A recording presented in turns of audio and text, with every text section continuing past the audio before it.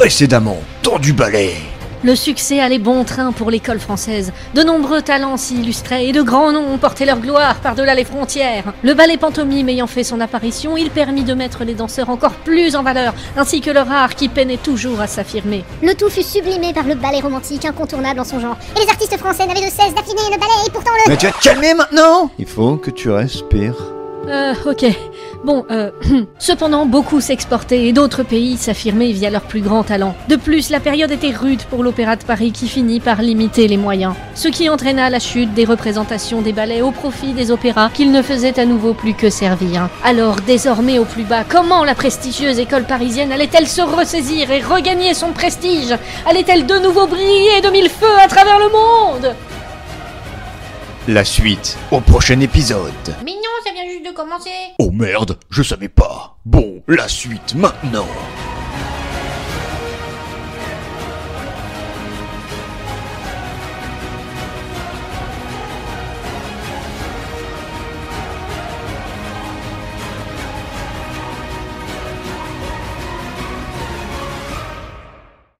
Bonjour alors, ça vous avait manqué? Bon bah vu que le générique et le résumé c'est déjà fait, on reprend. Donc malgré cette mauvaise passe de l'école parisienne, parce que oui, sans grande surprise, elle s'est remise de tout ça et du coup oui, il y a zéro suspense. Les ballets La Source et Coppelia, tous deux issus de l'association du chorégraphe Arthur de Saint-Léon et du compositeur Léo Delibes, font tout de même sensation. Le second étant présenté à l'opéra pendant 3/4 de siècle, bon sang de sacre bleu. Ce succès durable est probablement dû en partie au ton bien plus léger de l'intrigue. En gros, il y a des passages comiques, ça finit bien, pas de tragédie, personne ne meurt, et aux danses folkloriques diverses. C'est à Saint-Pétersbourg que sont présentés deux autres ballets de Saint-Léon, Fiammetta et Le Petit Cheval Bossu, qui, étant inspirés d'un conte populaire russe, rencontrent un franc succès et restent un demi-siècle à l'affiche. L'Italie fait par ailleurs son grand comeback avec de brillants danseurs très convoités comme Baderna, Granzini ou Bori, et de grands ballets comme Excelsior qui, loin des histoires à la Giselle ou à la Esmeralda, célèbrent le progrès et la modernité. La Scala devient une école de référence et forme de nombreuses étoiles. L'institution française... parisienne. Enfin, tu sais bien que la France, c'est Paris, enfin. Et je parle toute seule.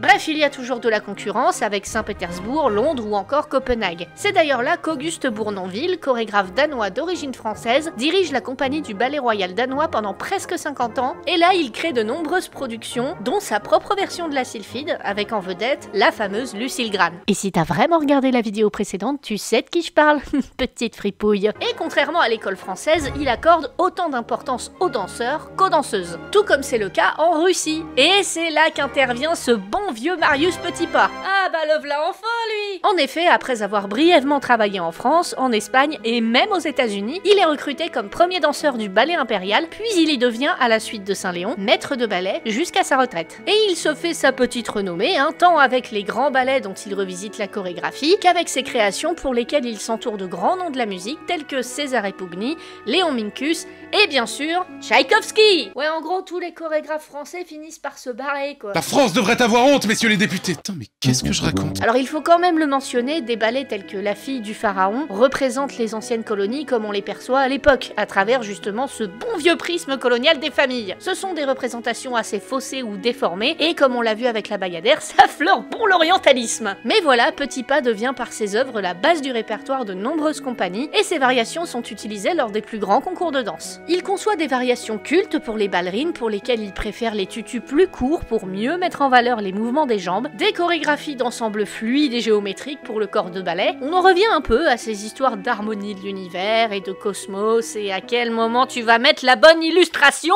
bordel de merde. On se calme, c'est des fleurs, c'est joli, c'est mignon. Ce cher Marius fixe également le déroulement du pas de deux ou grand pas, d'abord l'adage avec les deux, puis les variations masculines et féminines, et enfin le coda qui réunit les deux en apothéose. Ce qui est quand même marrant avec tous ces grands ballets, c'est qu'ils ont été faits par un Français parti faire carrière en Russie, et qu'ils ont été repris un siècle plus tard par un Russe, Nureyev, qui d'abord les a révélés au public français en faisant sensation lors de la tournée des ballets russes, pour finalement les revisiter quelques années plus tard, faisant ainsi en quelque sorte revivre le ballet français. Et ça, c'est beau! Bref, avec ses ballets, Petipa porte au cime le ballet dit post-romantique, ou ballet classique tout simplement, et il intègre au grand rôle féminin la célèbre série de 32 tours fouettés de Pierina Legnani dont on a parlé dans la vidéo sur le lac des cygnes. Eh ben, cet épisode c'est la fête à l'autopromo.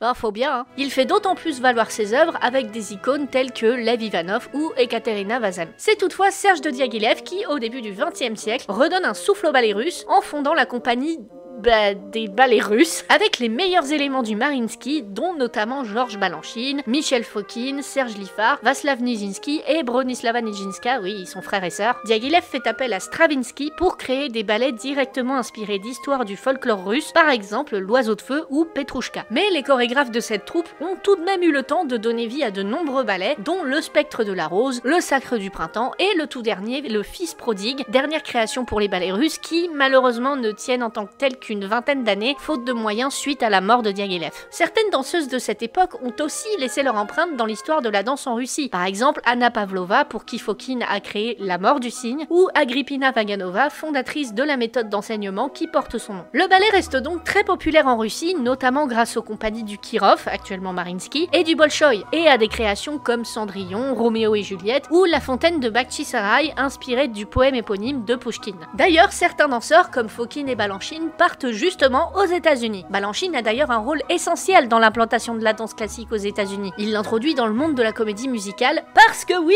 il est même chorégraphe pour des comédies musicales de Broadway, le bougre. Serge Liffard, lui, est recruté à l'Opéra de Paris pour lequel il revisite Le Spectre de la Rose et L'Après-midi d'un faune, et il crée pour la compagnie française Istar, Suite en blanc, œuvre emblématique, et Icare avec les décors de Picasso. Oui, le Picasso. Liffard bouscule les vieilles traditions de l'école française, il remonte d'un cran l'exigence technique, il remanie et élargit le répertoire et réalise près de 200 œuvres. Il revendique l'autonomie du chorégraphe qu'il appelle choré-auteur. On dirait vraiment un nom de Pokémon. Vive les mots-balises! Tout ce bazar forme un nouveau courant, le néoclassique. Le style est différent dans la continuité du classique, mais avec certains mouvements plus angulaires, voire cassés, un genre de ballet non narratif, abstrait, etc. On a donc des chorégraphes comme Balanchine, Fokine, De Valois, mais aussi plus tard Frédéric Ashton, Roland Petit, Maurice Béjart, et encore plus récemment John Neumeyer, Jerry Kilian, Jérôme Robbins, William Forsythe, Matsek, Angeline Preliochai. On est à mi-chemin entre classique et contemporain. Exit le tutu, on simplifie le style et on se calme sur tout ce qui est accessoire. On laisse aux danseurs toute la mission de transmettre le message. Et la danse devient plus instinctive, terre à terre, vigoureuse, rapide, voire carrément acrobatique. Et au-delà de la technique et de l'esthétique, on montre les émotions les plus brutes, le rapport au corps, les relations humaines, etc. La technique du classique est détournée et s'inscrit totalement dans le courant esthétique avant-gardiste des années 20. Et contrairement à autrefois où la danse servait les autres arts, ici il est question de travailler entre artistes modernes, de faire se côtoyer danseurs et musiciens, plasticiens, peintres, scénographes, etc.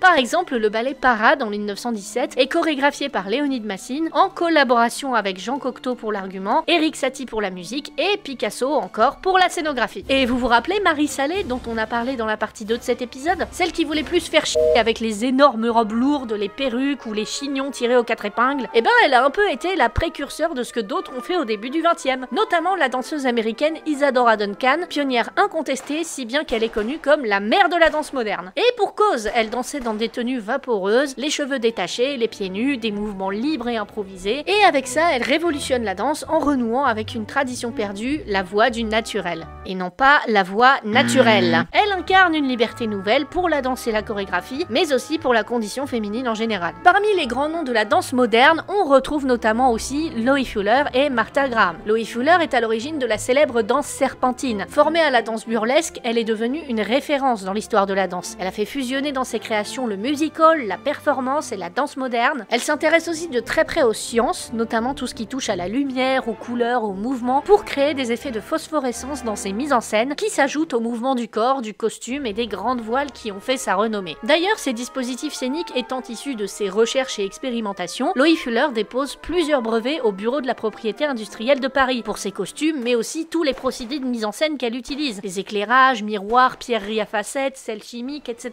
Intéressant puisque même si la notion de propriété intellectuelle date d'il y a des siècles, la question du droit d'auteur dans le domaine de la danse n'était pas forcément un sujet, et Loie Fuller est un peu la première à l'avoir amené sur le tapis. Et aujourd'hui encore, ça pose question. En effet, même s'il y a des textes juridiques pour cadrer tout ça, un chorégraphe ne peut revendiquer une œuvre que s'il y a une trace. Par exemple, filmer ou transcrire la chorégraphie par écrit. Néanmoins, la danse est un art par essence éphémère qui ne laisse pas de trace. Une chorégraphie vit pendant une représentation, puis ça s'arrête et ça revient en une autre version lors de la représentation suivante. Bref, en tout cas, avec ses créations artistiques, Loie Fuller a mis un pied à l'étrier du sujet.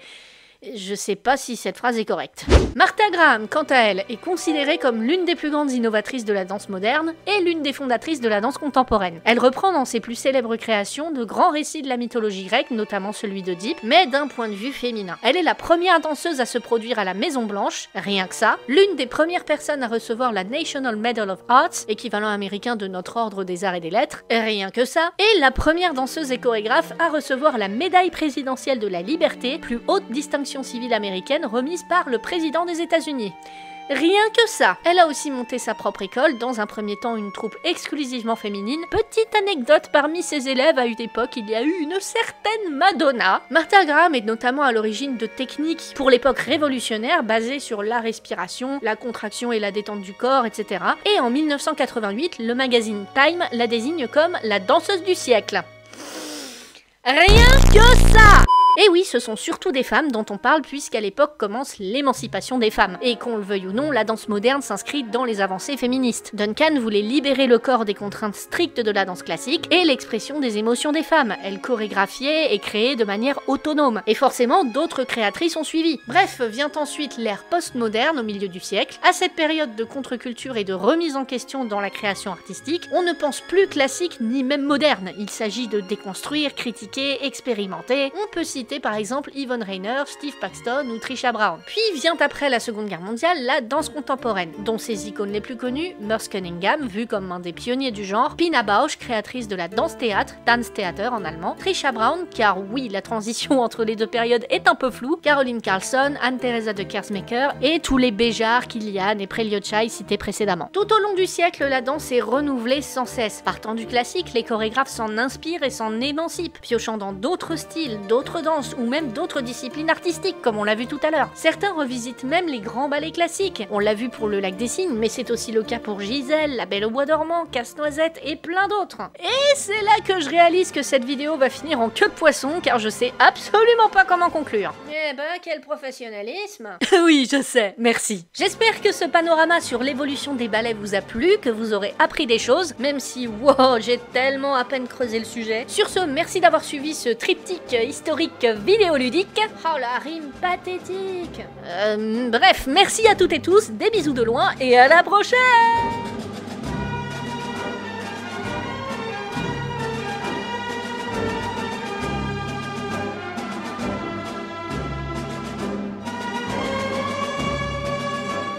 À très bientôt dans Du Ballet.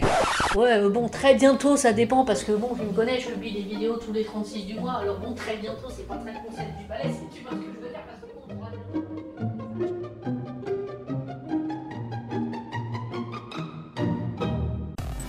Précédemment, dans Du Ballet. Oh bah dis donc, quel suspense! Ouais. On va y revenir. Précédemment dans Du Ballet. dans le ballet. Précédemment dans le ballet dans le cul. Le ballet dans le cul, un groupe qui fait sa tournée dans Ouais, c'est super, c'est génial. Ce soir, un super groupe du ballet. Le groupe Un ballet dans le cul. Ensuite, enchaîné avec les bites d'acier. Oh, c'est super, ça va faire une émission du tonnerre. Mais non, ça vient juste de commencer là. Oh putain, ça l'ambulance, hein. Mais non, ça vient de commencer là. C'est le là qui va pas. C'est la fin de la phrase qui va pas. C'est le là. C'est le lol. C'est le loul. Loul. Patron. Vous avez perdu votre suite. J'ai besoin de perse. Oh non, ça va... Attention, c'était pas mal.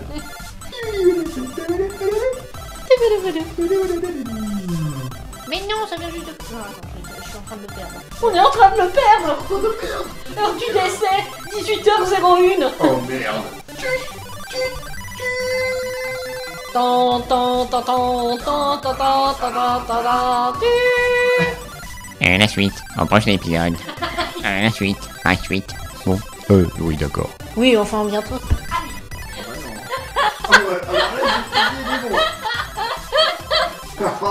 Oh, quelle grosse nouille.